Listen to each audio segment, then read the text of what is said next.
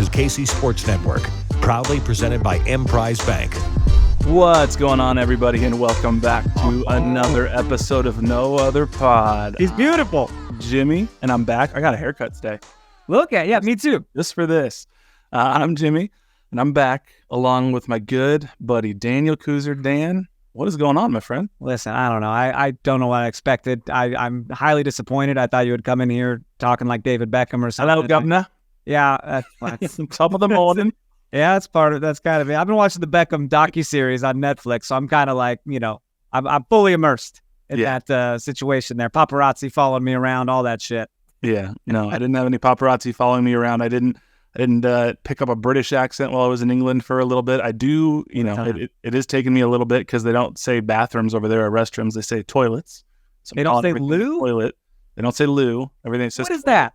Everything I know has been a lie. The other weird thing is people over there, apparently, not so much in London, but like in Liverpool and Manchester, have a hard time distinguishing an American accent from other accents. So there were multiple times where people were like, "Oh, you're from Australia?" And I was like, "Oh, no. Absolutely, I'm not." You should have been like, it's funny because we do that with British accents. We're like, "Oh, you're from Australia." But no, it was fun. A lot of soccer, a lot of good times. So it's didn't pick up any British accent. They call bathrooms toilets. They call, instead of exit, it says way out everywhere. So the sign that says way out, and buses are coaches. So right. Everything's just a little different. What a time, dude. You got to get away for a bit. 'Tis the season to spend all our money on trips and holiday gifts and stuff. Yeah. So that was not a cheap trip, but I got to see Everton, which I wanted to. I mean, that was the impetus of the trip. My brother and I want to see Goodison Park before it gets torn down, and that was incredible. That was the best sports atmosphere I've ever been in my entire life. Cool. So it was. I try to take video. It doesn't do it any justice, but 40,000 people singing and chanting all in unison, the entire stadium, the entire game. It's unlike anything I've ever seen in MLS. That's for sure. Well, we've been holding down the fort here, doing regular adult stuff while you go and play. I know. I'm very appreciative. Shout out to Chris for filling in last week. Hey, Chris filled in. He had a good time. He was fun. And I said, well, if you play your cards right, we'll have you back. Yeah, broke or at least talked about some sad news potentially with Zusi and Roger. I mean, that's their time with the club has finished, at least as players, and that's pretty sad. You picked the best time to leave when all the roster decisions are being made, and now we're starting to fill stuff out, man. Dude, I got a new porch installed, my friend. You want to talk about adult stuff? Okay. For 2 days, there was jackhammering over here, and it was just crazy. And now it's all installed and beautiful, and it's a wild time. Yeah, it's that adult stuff. It's fun. We did Windows not long ago, and it'll get you when they're like, "Yeah, if you could write us a check." I'm like, "Oh, here we go. If we remember how to write a check." Do I? No one really does that anymore. Right. So anyway, well, I am back. I'm excited. There is a little bit of sporting Kansas City news to talk about this week. We got a couple things, but before we get into the SKC stuff, and MLS Cup happened, and there's Copa America announcements and new MLS rules for 2024. There's a number of things to talk about. We don't have a new review per se in the podcast app, but we did have somebody, I think it actually was a couple weeks ago maybe, they sent a message on Twitter that we wanted to give them a shout out for. Yeah. Brad hit us up on Twitter. He said, "I don't have Apple Podcasts. Can't find a way to leave a review on Spotify." Mm-hmm. There's the thing. You can't. You can only leave the stars, right? But Brad just wanted to say thanks to both of us. He lives in Wisconsin, doesn't have many friends who watch soccer, and even fewer friends who follow MLS. He followed sporting from a distance since about 2014, so right after the Cup. So it's been a year. Yep. It's been a decade of no Cups for this man. I can relate. But he's finally been able to watch games and be a real fan in the last 2 years, thanks to ESPN Plus last year and MLS Season Pass this year. No other pod has helped me feel connected to other fans and get to know KC culture better, even though I haven't been able to attend a home game. We got to get him out. Brad, we got to get you out here, buddy. Get you out. Brad, he says, "Thanks for all the time you put into covering the team, as well as the insights you share. I also enjoyed Dan's last word callbacks at the end of each pod. Keep up the good work." That's awesome. And he Bradley. sent a little screenshot of his like Spotify Wrapped thing. This man listened to 2,496 minutes of us talking, and he was a total 5% fan. See, that's cool, man. We are touching lives from afar.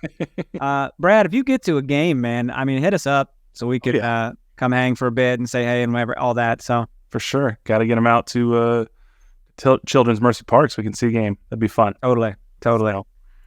Well, cool, man. Well, let's talk a little bit about what's going on because there's some roster things happening.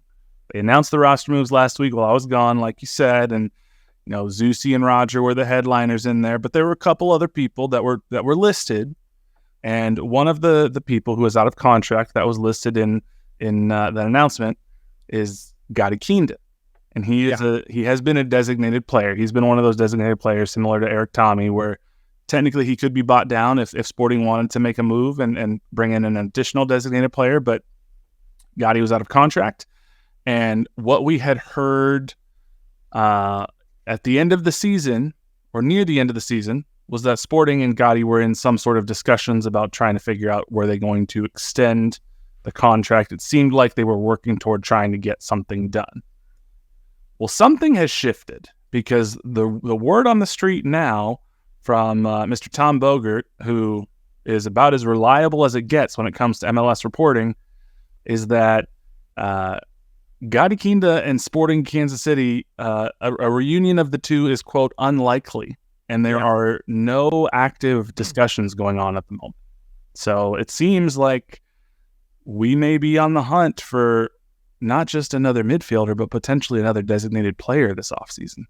Yeah, it's wild, right? I mean, that and in a sense, that sounds exciting because you're like, oh, shit, could bring in a big name, something like that. But it is sad because we saw Gadi Kinda kind of get his stride and kind of get it. Mm-hmm. We saw Stella get her groove back a little bit at the end of the season there, and I don't know, man, it might not be meant to be next season. Yeah, the relationship turned a bit weird this year, particularly because of Gadi leaving to go on international duty with the Israeli national team, and Peter, as he's not one to do very commonly, at least, sort of publicly stated his displeasure with Gadi and with the Israeli Football Federation because he basically said that they didn't believe that Gadi was as injured as Sporting was trying to say.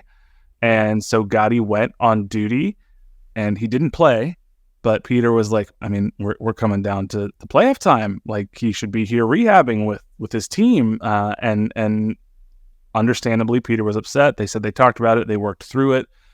But I have to imagine that stuff like that, if there were already questions about, will I return? Will I not return? There's been rumors about maybe his wife doesn't love it here as much as wanting to be back overseas. Something like that just kind of is like, well, it's one more tick in the negative column for why would I want to stay here? So it's a bummer. Yeah, don't get your hopes up on this. It really sounds like it probably won't happen. And if it does, yay, right. But well, and from an on the field perspective, it really is kind of a bummer because we talked so much in the, especially the back half of this year when Gadi got healthy again and Sporting started trying to make that push into the playoffs, that one of the biggest advantages that this team had was that midfield quartet, if you will, of Nemanja Radoja, Remy Voltaire, Eric Tommy, and Gadi Kinda, where no matter which three you put into that rotation of the midfield trio, you had a starting caliber midfielder ready to come off the bench. And how many times did we see either Gadi starting and Eric come off the bench and provide a spark, or vice versa, Eric starting and Gadi come off the bench and provide a spark? And occasionally them both on there together at the same time to have a real attacking-minded midfield. And so, yeah, this is, I mean, he wasn't old, but he wasn't young. He was, I wouldn't have signed him to another designated player contract probably. I would have probably signed him to maybe a TAM player contract. I'm sure Gadi didn't want that. So now, I suddenly attacking midfielder in my mind becomes one of the offseason priorities. Yeah, totally, man. And then guess what? We're right in the middle of offseason, and it's not a very long offseason. I've gotten on my bullshit here recently, and I have watched the USWNT docuseries on Netflix, and I'm like, well, now I'm kind of jonesing. So then I turned on the Beckham docuseries, and I'm just ready for the season, man. It's not even Christmas time, and I'm ready to go. Yeah, it'll be here before we know it. That's certainly for sure. It'll be. There's already re-entry drafts and free agency, and the list of free agents. If you look at it, I mean, it's got some names that if you're an MLS fan over the years, you've heard these, and you're like, okay, some of these are names that just seeing them associated with free agency is not something that you're used to, whether they be Joseph Martinez or Carlos Vela or whatnot. Now, that doesn't necessarily mean that these players are, one, going to sign anywhere, or two, are what they used to be. Joseph Martinez is not the Joseph Martinez of Atlanta United, but there are some good players out there. I'll be curious to see if Sporting looks for some of these MLS veterans to bring in and fill some spots. I mean, somebody like Kellen Acosta, if you need some midfield depth and proven success in MLS, that's interesting to me. That dude's a menace. Like, that dude is very fun and good. Yeah, so those are the names. I mean, Julian Gressel, somebody who can play on the wing but can also play wing back. Interesting. If only, we had somebody who played for Sporting for a long time who was a winger / a wing back. Yeah. I don't know. There are some interesting names there that I would be curious about, but we'll see. It's all like, I think about that too, man. I think we spoke before how I still kind of sell Kansas City short as like a destination. Like, why would a player come here? Like, what's in it for them? Right. Right. Like, why do they, dazzle me a little bit? Right. And so it's like, I think dazzling would be making that little run at the end of the season and showing like, hey, they got a pretty good core here. I think I'd like to go be a part of that. Yeah, for sure. There are going to be a lot of changes for a lot of clubs this off season, because it's not just Sporting Kansas City who are losing some key pieces to their clubs. Like we said, Carlos Vela is not going to be with LAFC. All indications are pointing to he's a free agent out of contract. Nicolas Ladero is leaving Seattle. So I don't think we get either of them. No, not at all. I'm just whoa. Wouldn't that be wild? It wouldn't be wild, but it's just there are some big name turnover happening in MLS. Sebastian Blanco leaving the Portland Timbers. Yeah. We are moving into Dax McCarty, Nashville SC. We are moving into a new era of MLS, really.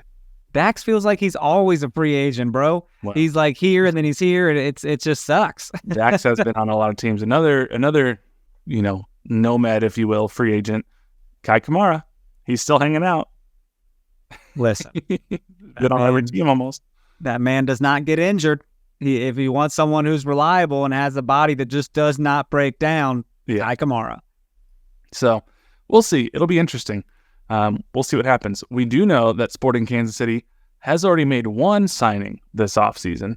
That's not, a super splashy signing necessarily. Good but for me, Sporting KC has signed 24-year-old left back Zorhan Bassong, who he has some MLS experience. He's played with CF Montreal in MLS for a couple of years. He's also played in France, Belgium, and Romania.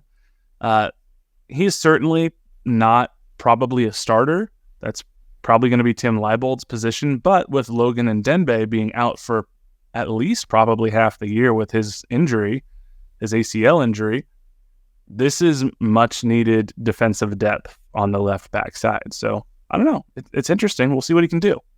Agreed. Absolutely, man. It's the offseason roster mechanisms this year seem a little weird. Correct me if I'm wrong. The MLS Super Draft has never come in December, or at least not recently, right? Hasn't it been a January situation? I thought it was in December, but I don't remember. I could be wrong. I don't remember.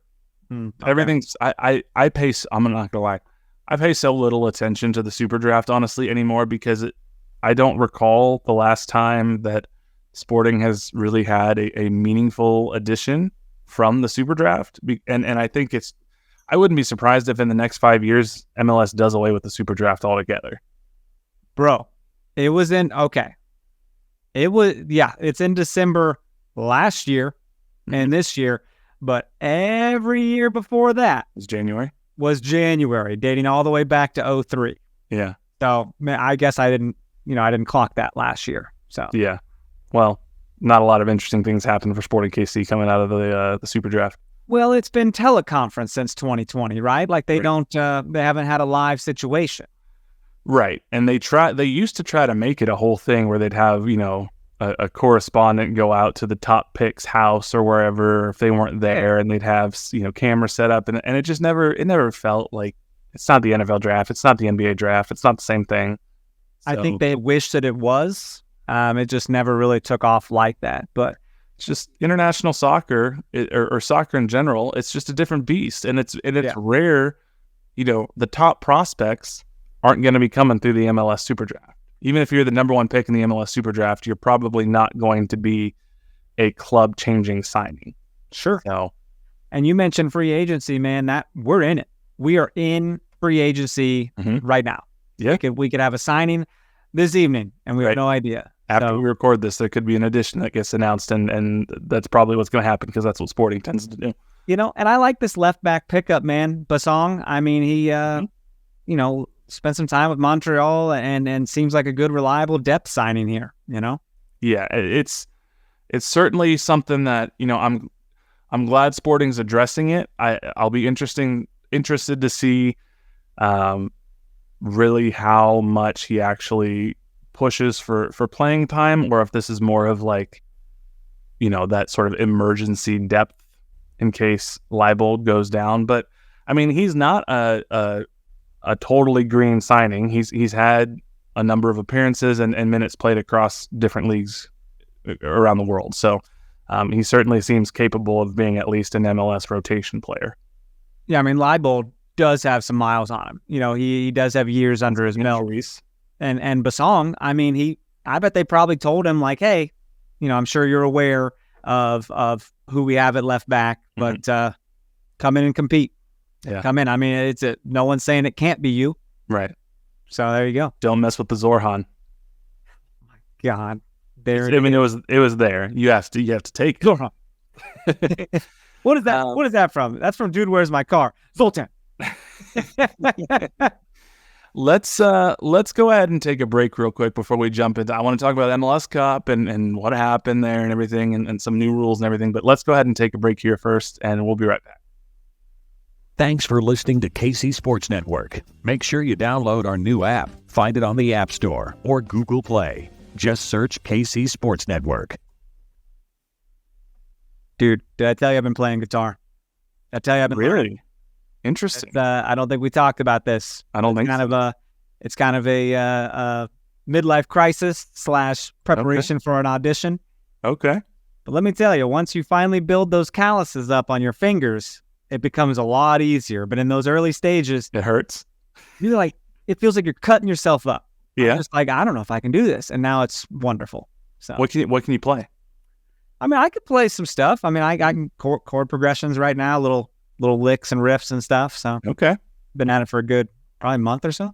There you go. That's awesome. You just watch like YouTube videos or? No, I got a 3-month free trial to Fender Play, and it's like an app and has like a 12-course progression. So some shit's getting hard. I was doing Ozzy Osbourne's Crazy Train, and it was hard. I was like, okay, slow it down. Yeah, when I was like, what can you play? If you were to be like Crazy Train, I would have been like, hold on, okay. I mean, just little riffs and stuff, but like chords don't sound too bad, man. They have little songs you can play along with and shit on this app. Probably the next Green Day, it's no big deal. Basically, I think at this point you're essentially Lenny Kravitz. If you want to pick up the bass, man, we could have a little No Other Pod band. If you want to get the tuba in this thing, I do have my tuba. I have it in the other room right here. So how does that work in a band? Huh? Do some jazz. We could jazz it up. That'd be wild. Tuba's a big instrument in jazz, so there you go. Hell of a deal. Little jazz. We got a jazz duo. I don't think tuba and guitar is enough to just go off and riff some jazz. Yeah, we wouldn't get any gigs. we need a few other people. What does Chris play? Let's get him on this. Chris would come watch. He'd be like, I'm not playing anything with you idiots. I'm just going to stand here. let's talk about MLS Cup for a little bit. Did you watch it? I did watch. It was fun. I watched it. It's good.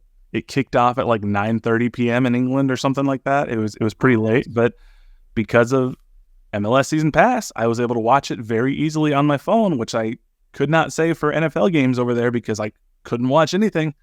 Yeah, Paramount Plus is locked, right? Yeah, Paramount Plus is locked, YouTube TV is locked, all this stuff, and I didn't have a VPN on my phone. They would put one NFL game occasionally on something. I went into a bar and the Broncos were on, and I was like, why is this happening? Nobody wants this. Pain. This can't be your experience that you're sharing with these people. Oh, my gosh.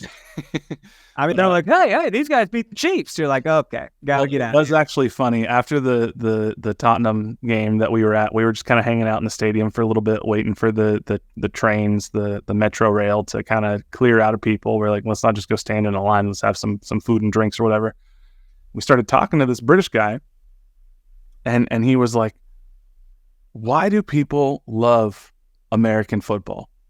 We're like, oh, you're not a fan? He goes, I don't understand how you can watch it. It is the most boring game where nothing happens and it takes forever.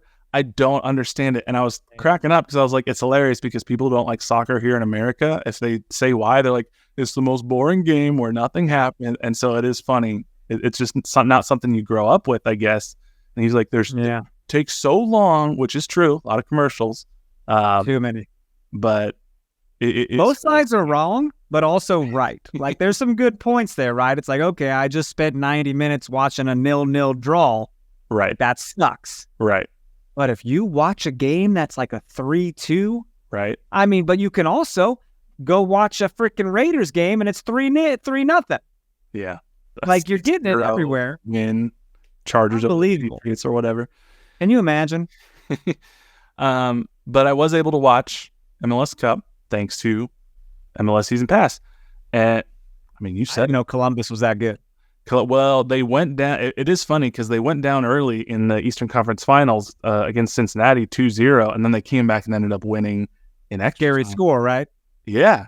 The most dangerous score in soccer. There is. And so we knew that regardless if Columbus won or Cincinnati won, that MLS Cup would be held in Ohio because they both finished higher in the standings than LAFC. But it's, I can't say that I was rooting for LAFC. I would have been happy for Ilya if he got another MLS Cup because I do really like Ilya still. But I marvel at the roster that Columbus has put together because Cucho, obviously, Diego Rossi, there are some of these names, Darlington Nagbe's on there that but Wilfred Nancy, the coach of Columbus, has just done a hell of a job taking a mid-market team that's somewhat comparable to Kansas City, if you will, and turning it into a powerhouse just a few years after Caleb Porter, when he won MLS Cup in Columbus, sort of left and they really rebuilt this team back into a contender. And yeah, they went into halftime up 2-0 and LAFC got back but couldn't really ever find the equalizer, and that was that. When LAFC did bring a goal back, I was fully on the LAFC train. I was like, you go when you don't have a dog in the fight, right? You go Team Chaos. 100%. You're like, just entertain me. Mm-hmm. Someone make someone bleed. Give me extra time. Give me extra time. PKs, the whole shebang. Like, yep. I'm here for it. I got nothing else going on. It was cool, man. Pretty good MLS Cup though. I mean, I had fun. It was fun. It was awesome, and I'm really glad. For Columbus, an original MLS club. I don't have anything bad to say about Columbus. They're not a team that I adamantly dislike. I do think it's funny, and I tweeted this out, that Columbus has won more MLS Cups than Austin FC has made playoff appearances since Anthony Precourt left Columbus and tried to pull his shenanigans and moving the team to Austin. Yes, if you guys are just joining us and didn't know about this, the owner of Columbus tried to take the team away. And all of a sudden, fans were like, don't you do that. Right. Like, we will support this team, we promise. I mean, it's an MLS original. And yeah, it's like a thief in the night. He basically, oh, by the way, I'm leaving and we're taking the club to Austin. And there was the whole Save the Crew movement. And it was a really cool groundswell of support. And I mean, Columbus has we were all in on that support. 100%. I mean, across the league, everybody was trying to save the Crew. Dude, that sucks as an owner. You're like, oh, I'm the bad guy? Columbus has a place in American soccer history whenever the U.S. men's national team has played there. It was the birthplace of Dos Acero, I believe. It's got a significant part in both MLS and U.S. soccer history. And so it was pretty wild that they were trying, Anthony Precourt, the owner, was just trying to steal them essentially. And that eventually didn't happen. He sold the team to, I want to say the Haslams, who had owned the Browns. Since Precourt sold them and left to start Austin FC in 2019, Columbus has gone on to win 2 MLS Cups. Austin's only made 1 playoff appearance, and that's that. That is wild. Like, hey, I sold this team, and they went on to be elite. Right.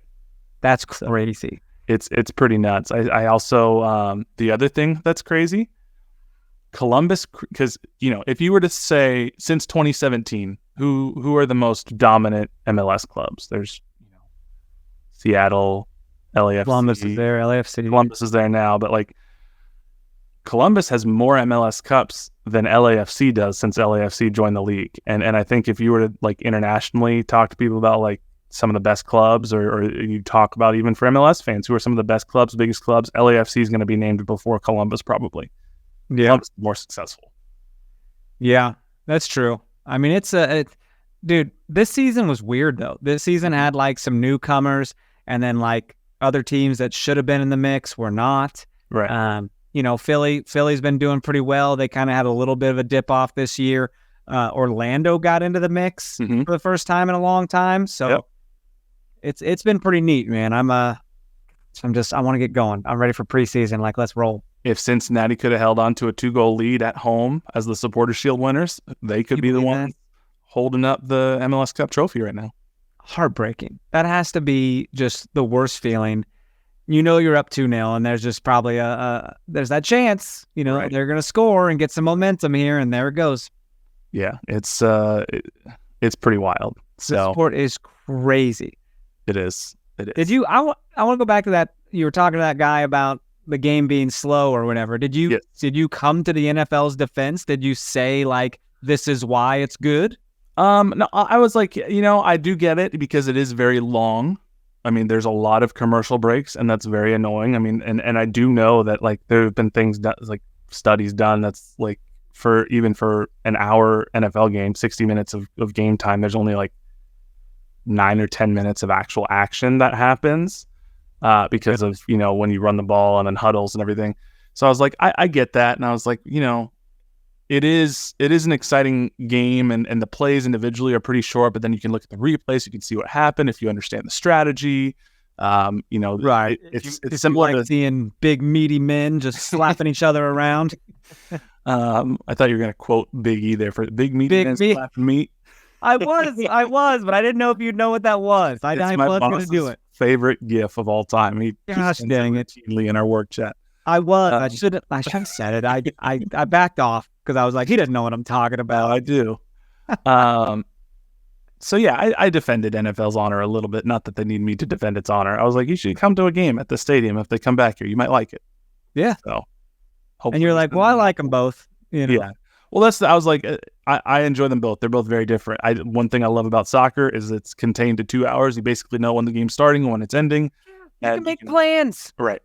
100%. If you got something at 6:30 and the Chiefs kick off at 3:30, you might get done at 6:30, but you might freaking not. You don't know. Yeah. And college football's a whole other animal. Oh my God. Don't get me started on college football. That is just crazy. There's no telling when it could be over. There's only one sport though, that in the rule book that it can go on forever, and that's basketball. Basketball cannot end in a tie, but football can. Yeah. Well, I mean, baseball technically can go on indefinitely, but I think baseball gets capped at a certain time, right? I didn't think so, but okay. I know they've changed the rules of baseball's extra innings to try to limit how long games can go, because now you start with a base runner on second base. So that's some Savannah Banana shit right there.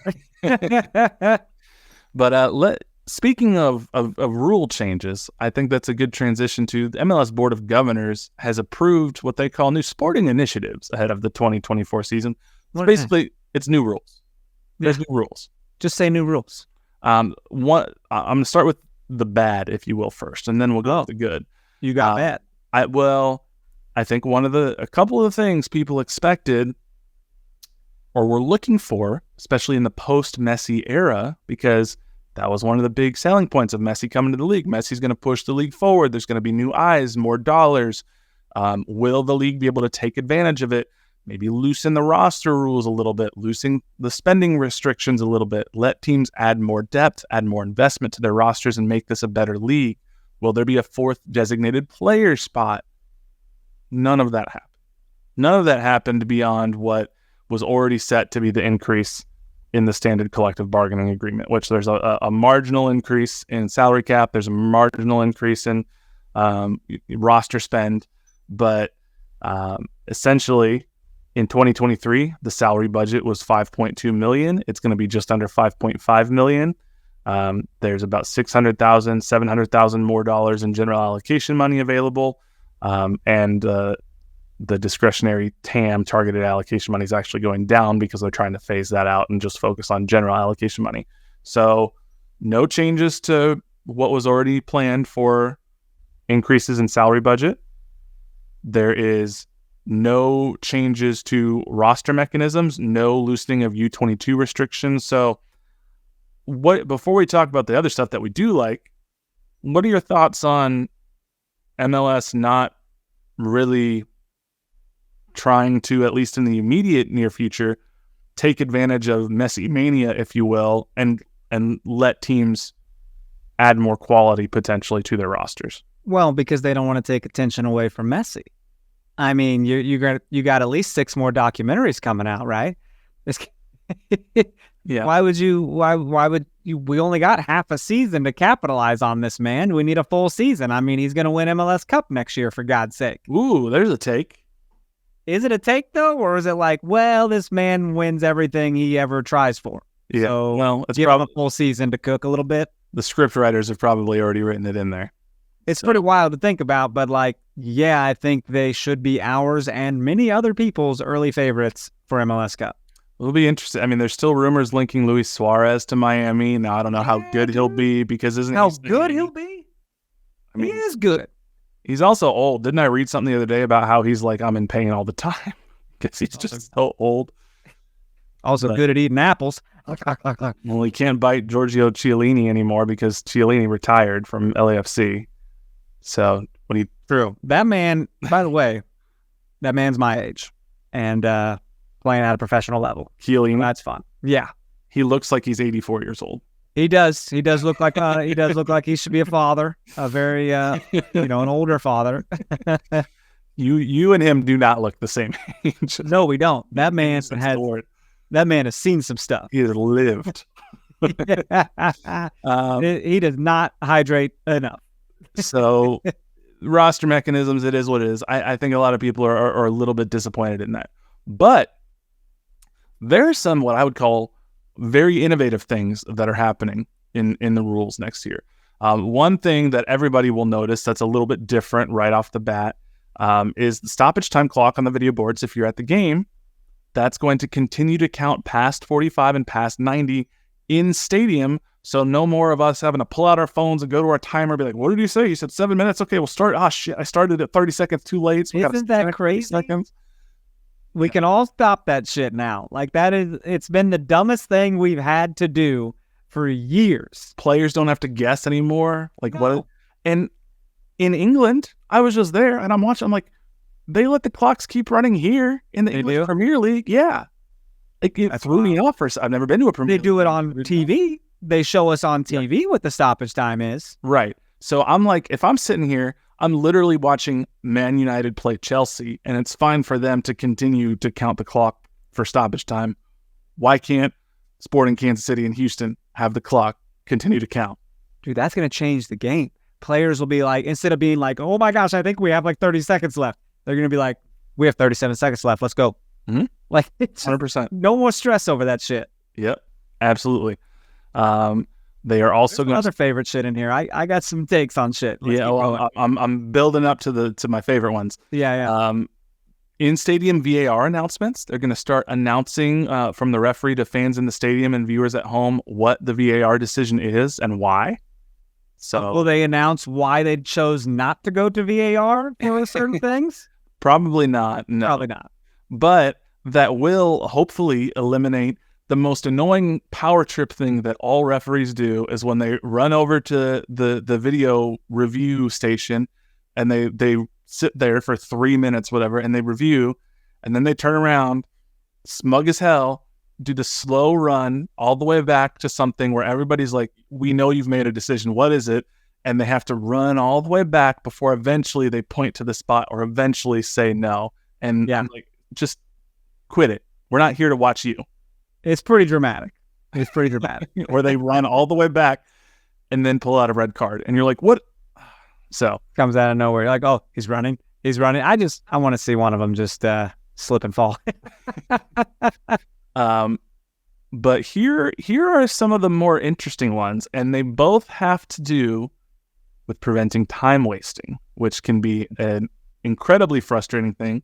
Sporting Kansas City doesn't all do it very well. They do it sometimes, but they don't do it as well as other teams. And this is all strictly for MLS competition. So I don't know that this impacts U.S. Open Cup, Leagues Cup, CONCACAF Champions League, etc. This is all MLS play.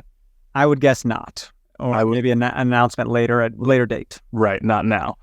So there's something called the timed substitution rule. I love this. This says, maximizing effective match time, the timed substitution rule requires that a substituted player exit the field within 10 seconds. 10. Can be anywhere on the field. You don't have to run you can just have to get off the field within 10 seconds. Should be easy. Failure to exit from any point on the field within the 10 seconds will cause the incoming player to wait for a 60-second holding period before entering the game at the next stoppage. During the holding period and prior to the substitute entering, the team will play down a player. Exceptions to the rule include injury and goalkeeper substitutions. The power play, bro. It's power play in freaking hockey. This is going to eliminate this shit. Mm-hmm. Yeah, if you guys can't see me, that's low ash jog in a good job. Sorry, I got to take my shin guards off right here in the middle of the field before I run. Yep. You better roll yourself off. You better go. It's going to be wonderful because I can't wait till the referee is like 8,000, 9,000. It's like WWE. What? It is. Yeah, just counting it out.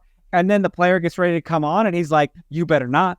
You better stay right there. And boom, power play is on. Mm-hmm. Like I think it's dope. And I hope the players are coached on this.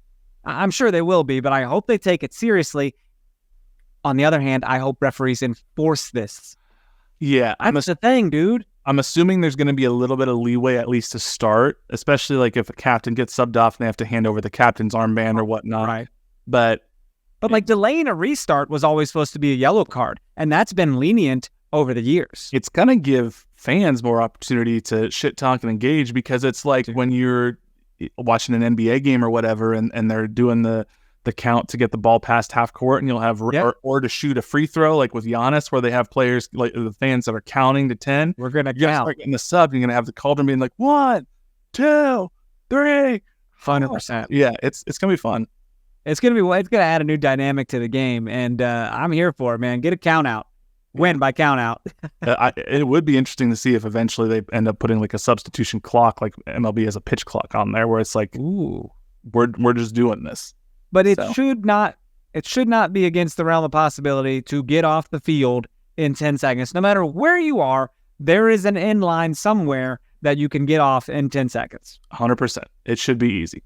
Yeah. So, because a lot of times people choose like the furthest route off the field, right?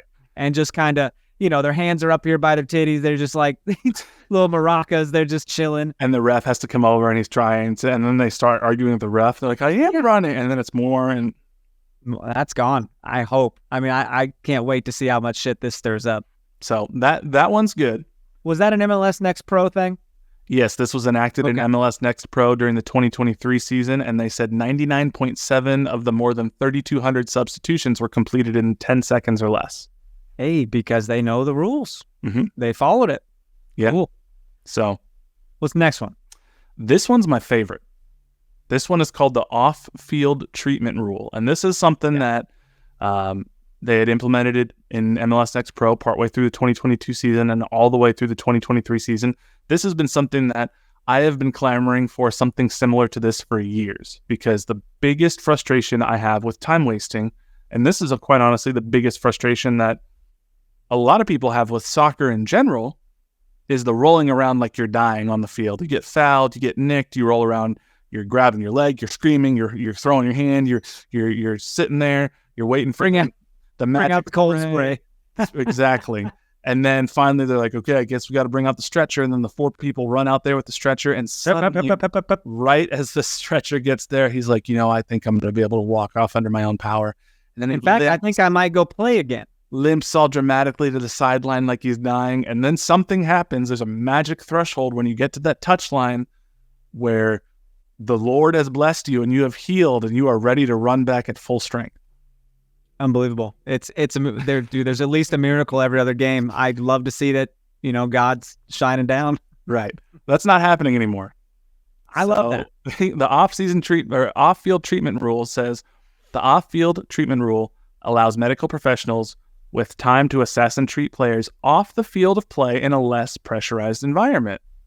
Caveat that. I want to come back to that part in a second. Okay. If a player with a suspected injury remains on the ground for more than 15 seconds, it's not long, the referee will stop play, wave the medical crew on the field to evaluate the player, and when safe, the player will be removed from the field and remain off the field for a minimum of 2 minutes for further assessment and treatment. 2 full minutes. That's a long time. Get your ass in the penalty box. And they said, first implemented in MLS Next Pro midway through the 2022 season and continued through the entirety of the 2023 season. This off-field treatment rule has allowed medical staffs time to treat players while also allowing match play to resume quickly. Exceptions to the off-field treatment rule include instances of a potential head injury, goalkeeper injury, serious medical events, or fouls resulting in yellow or red cards. Sure. So this is dope. This just means you can't go down, roll around forever, and then waste another minute, 2 minutes, 3 minutes on the field and immediately come back into the field of play. Having to go out and knowing that if I'm going to go out, my team is going to be down a man for 2 full minutes of gameplay, that's not worth taking an injury. It's time to start playing like the ladies, because you don't see them staying down on the ground. Don't do it. They're not rolling around being injured. They get up and they rub some dirt in it and they keep playing. 100%. It's time to be like that. Yeah, absolutely. So now the caveat that I said, I want to go back to this, where they said, allow medical professionals with time to assess and treat players off the field of play in a less pressurized environment. I mean, yes, in that we're not sitting here all waiting for you to do your thing on the field before we play. Sure. And you have to be off for a minimum of 2 minutes, I guess. But I wonder how many people will be like, okay, well, the game's already started. Like, we have to finish up this treatment so I can get back on. Like, I feel like it'll still be pressurized. It'll still be like, we got to do this quick because you have 2 minutes to get me right and get me back on the field. And the longer this treatment takes, the worse position my team is in. It's still very much pressurized. So I don't know why that verbiage even has to be put in there. Yeah, but it'll be interesting to see how this impacts stoppage time, because we're not going to have 4 or 5 minute stoppage time blocks because of injuries on the field anymore. True. I like that, man. I don't like at the end of the game being like, oof, I bet there's 7 minutes of stoppage time. Right. Like, if you could just be like, yeah, maybe 1 or 2 minutes, like that'd be crazy. Mm-hmm. That'd be awesome. The game just ends when it's supposed to end. Like, that'd be nuts. Now, it will be weird bouncing back and forth between MLS play and like Leagues Cup play, where suddenly this isn't a thing anymore, and you have some of the Liga MX teams who are just rolling around and dying on the field again, and we're going to be like, come on now. It would not be good. A lot of deaths out there. they do like to get snipers. Look out! A sniper got him. Turf monster. Man, oh man. So, the only other thing I really wanted to talk about this week, because those are all the MLS rule changes. I mean, there's more MLS roster mechanism things happening, re-entry drafts, free agency, like we said, can happen at any time. Super draft coming up. We'll all talk about that. But the other big thing that happened in the past week regarding soccer in Kansas City is Kansas City was selected as the site of not just one, but 2 games for the 2024 Copa America, which the United States talked about this last week. Place in. You did? We talked about that but getting these games, but we didn't know the matchups yet. And right. Now we know the matchups. Now we know the matchups and the locations, and this is interesting. So June 25th, 2024, Peru versus Canada or Trinidad and Tobago at Children's Mercy Park. And for those of you who don't know, Copa America, it's basically the South American version of the Gold Cup, the CONMEBOL version of the CONCACAF Gold Cup. So we don't usually participate in this as a U.S. We have occasionally, but it's not a year, every time thing.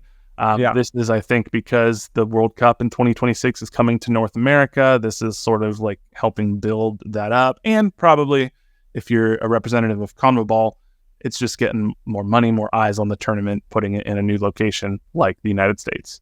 Right. So when you say CONMEBOL, you know what that reminds me of? It reminds me of that, what was that Bo Jackson video game? Oh my God. It was like some old ass Tecmo Bowl. Tecmo Bowl. That's what I think you're saying. Tecmo Bowl coming to Kansas City. Yeah. So June 25th, Peru versus Canada or Trinidad and Tobago. It's a fine game. Here's the big one. July 1st, 2024. And this is the one I want people to show out to because this is the audition. Not the audition, we already got it, but this is the appetizer, the hors d'oeuvre to the 2026 World Cup.